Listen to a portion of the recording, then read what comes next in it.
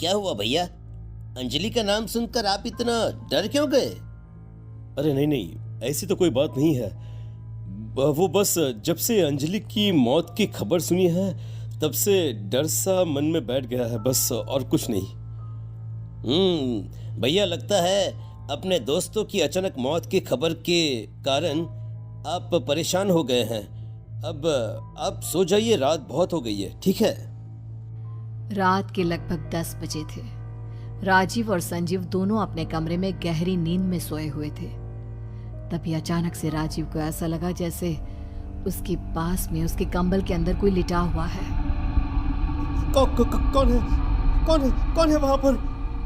अंजलि। राजीव ने कांपते हुए टेबल लैंप का बटन दबाया और देखा कि अंजलि खून में तरबतर उसके बाजू में लिटी हुई थी। तुम तो मर गई थी ना अंजलि? तुम यहाँ क्या कर रही हो? तुमसे मिलने आई हूँ राजीव। तुम तो मेरे होने वाले पति थे ना, फिर अब तुम्हें मेरे यहाँ तुम्हारे पास होने से डर क्यों लग रहा है? लेकिन तुम यहाँ कैसे आ सकती हो और तुम्हारे शरीर पर इतना सारा खून? तुम्हें उसकी चिंता करने की जरूरत नहीं। ये खून नहीं, ये तो हमारी शादी के लाल जोड़े का रंग है जो मैंने हमारे शरीर पर लगा लिया है। राजीव बहुत बुरी तरह से डर जाता है।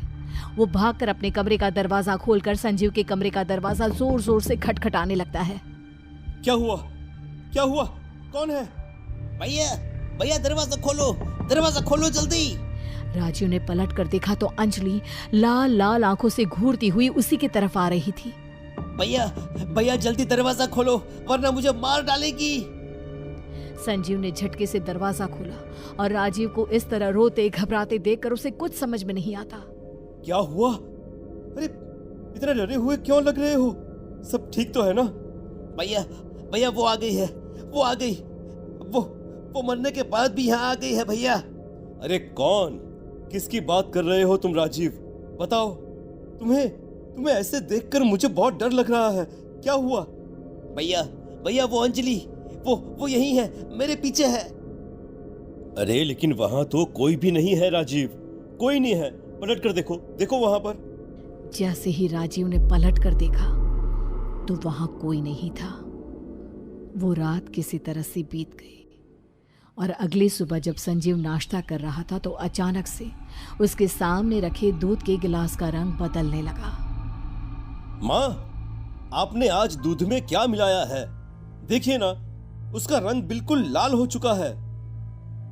अरे बेटा, थोड़ी सी हल्दी डाली थी, तू भी ना जल्दी से पी जा हल्दी वाला दूध। अरे ऐसा दूध पीने से सेहत अच्छी रहती है। लेकिन माँ, हल्दी से दूध का रंग पीला होना चाहिए, लाल नहीं। वो क्या है ना भैया, आजकल हर चीज में मिलावट आती है। हो सकता है हल्दी में किसी चीज की मिलावट हो। पी जाइए, कुछ नहीं होगा आपको।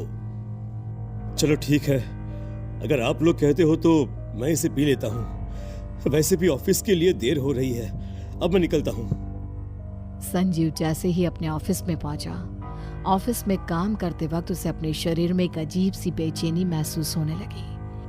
और जैसे ही संजीव ने अपने ऑफिस के बाथरूम में लगे आईने के अंदर खुद को देखा तो उसकी आंखें हैरानी से फटी की फटी रह गई। उसकी स्किन का कलर लाल पड़ चुका था, सुर्ख लाल। क्या हो रहा है मुझे?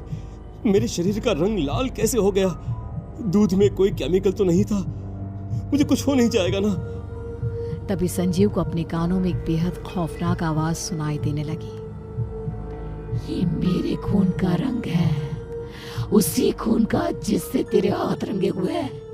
तूने मार दिया, मुझे मार दिया। कौन है यहाँ पर? किसकी आवाज है ये? सामने आओ। देखो मुझे डराने की कोशिश मत करो। डराने की कोशिश कौन कर रहा है? मैं तो तुझे अपने साथ ले जाने आई हूँ, जैसे मैं तेरे बाकी दोनों दोस्तों को अपने साथ ले गई। क्या मतलब है तुम्हारा? मेरे दोस्तों को साथ ले जाने का क्या मतलब है तुम्हारा?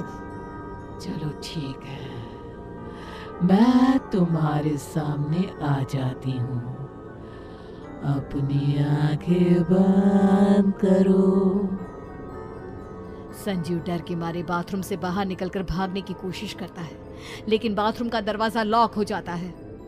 अब पूरा बाथरूम लाल रंग की रोशनी में डूब चुका था। तभी अचानक से उसने देखा कि खून से लथपथ अंजलि उसकी आंखों के सामने खड़ी है और उसके साथ प्रतीक और राघव भी खड़े हुए थे। अरे अरे ये सब क्या है? कौन हो तुम लोग? और तुम तो सब मर चुके हो ना? फिर ये मेरी आंखों के सामने कैसे? प्रतीक, राघव, मेरे दोस्तों। हम अब तुम्हारे दोस्त नहीं हैं, अंजलि के गुलाम हैं। जैसा वो करेगी अब हम वैसा ही करेंगे। हाँ, सुन लिया तुमने? तुम्हारे ये दोनों दोस्त अब तुम्हारी नहीं मेरी बात मानते हैं। जाने दो, मुझे छोड़ दो। मुझसे बहुत बड़ी गलती हो गई है। मुझे तुम्हें नहीं मारना चाहिए था। मुझे माफ कर दो मुझे। सिर्फ इसलिए क्योंकि मैं तुम्हारे भाई से प्यार करती थी और तुम हमारी शादी होने देना नहीं चाहते थे। तुमने मुझे मार दिया, इसलिए अब बदला तो मैं लूंगी। नहीं, जाने दो मुझे, जाने दो, छोड़ दो मुझे, छोड़ दो। राघव, प्रतीक, अपने दोस्त को अपने साथ ले चलो। और फिर अगले कुछ ही पल में ये खबर फैल जाती है कि संजीव ने अपने ऑफिस के बाथरूम में हाथ की नस काट कर आत्महत्या कर ली। ये खबर सुनने के बाद राजीव के पैरों तले जमीन खिसक जाती है। उसे लगता है कि जरूर कोई बहुत बड़ी गड़बड़ है और हो सकता है कि अब अगली बारी उसी की हो।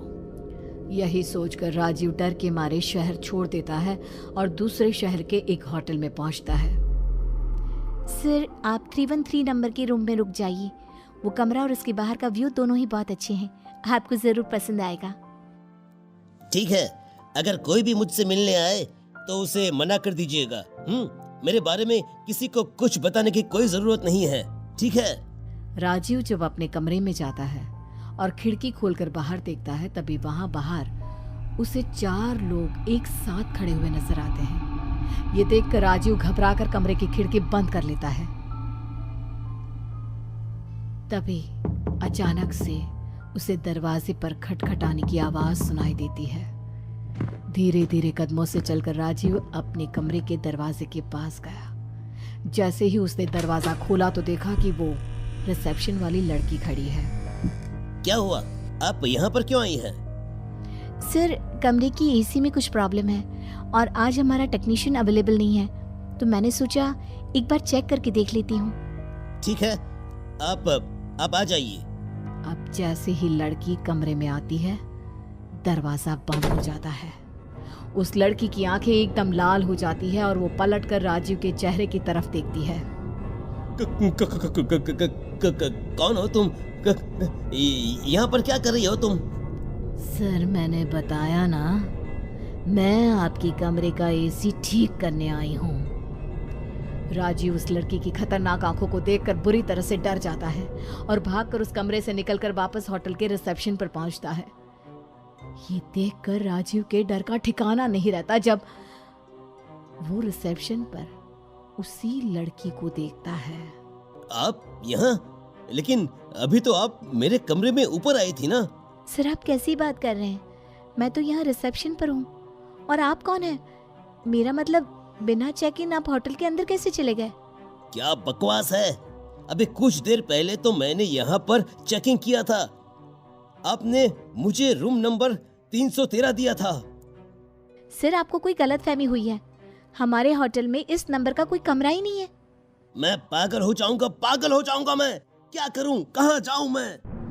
तभी अचानक से राजीव ने देखा कि वो पूरा का पूरा होटल खंडहर में तब्दील हो गया। खून से भीगी हुई अंजलि उसके सामने खड़ी थी। तुम मेरे जाल में फंस गए हो राजीव। मुझसे दूर भागना चाहते थे ना, लेकिन देखो अब और पास आ गए। क्यों कर रही हो ये सब? तुमने ही मेरे भाई और राघव, प्रतीक सबको मारा है ना? बिल्कुल ठीक पहचाना, और अब मैं तुम्हें नहीं छोड़ूंगी। अरे लेकिन क्यों? आखिर मेरे भाई ने और मैंने किया क्या है?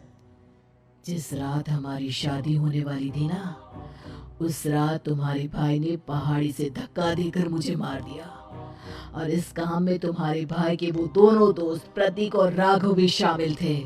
अरे लेकिन मैंने क्या किया? तुम मुझसे किस बात का बदला लेने आई हो? तुम्हें अपने प्यार पर भरोसा नहीं था। अपने भाई के दिए हुए एक झूठे लेटर को तुमने सच मान लिया। तुम्हें भी इस दुनिया में रहने का कोई अधिकार नहीं।